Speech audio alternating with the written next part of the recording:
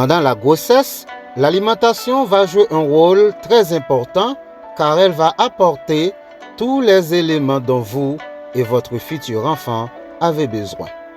Et pour mieux couvrir ces besoins, il existe des aliments à favoriser. Quels sont ces aliments? Premièrement, ce sont des aliments riches en calcium comme les produits laitiers.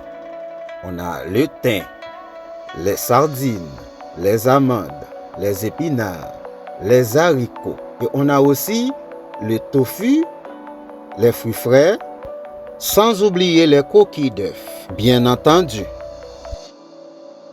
Le calcium va être essentiel pour le squelette du bébé.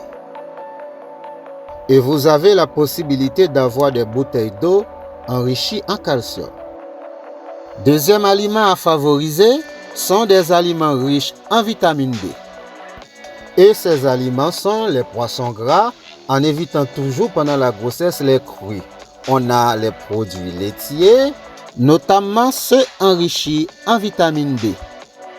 La vitamine D va aider à solidifier les os de la mère et du bébé. Troisième aliment à favoriser sont les aliments riches en folate ou vitamine B9. La vitamine B9 joue un rôle essentiel dans le développement du fœtus. Elle participe au bon fonctionnement du système nerveux de l'embryon et intervient notamment dans la fermeture du tube neural, réduisant aussi le retard de croissance. Ainsi, dès le début de votre projet de grossesse, pensez à privilégier les aliments sources de folate,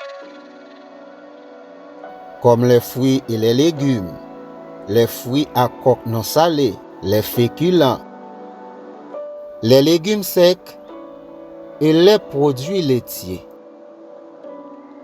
Quatrième aliment à favoriser chez la femme enceinte, ce sont les aliments riches en fer. La femme doit donc augmenter son apport en fer. Le fer va être important pour la croissance du placenta et du fœtus. Le fer va permettre une croissance optimale du bébé, mais aussi d'avoir toujours de l'oxygène. Il existe plusieurs sources de fer. On a le fer héminique, c'est le fer d'origine animale.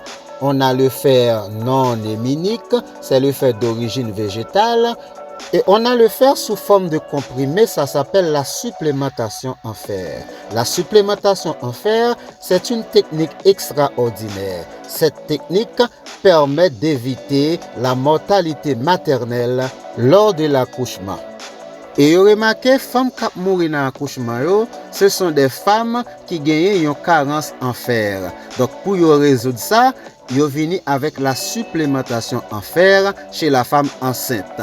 Ça n'a pas de rapport avec l'idée qui a dégagé comme quoi des médecins t'avaient barou des comprimés pour grossir petit moun dans ventre pour le capable faire comme césarienne.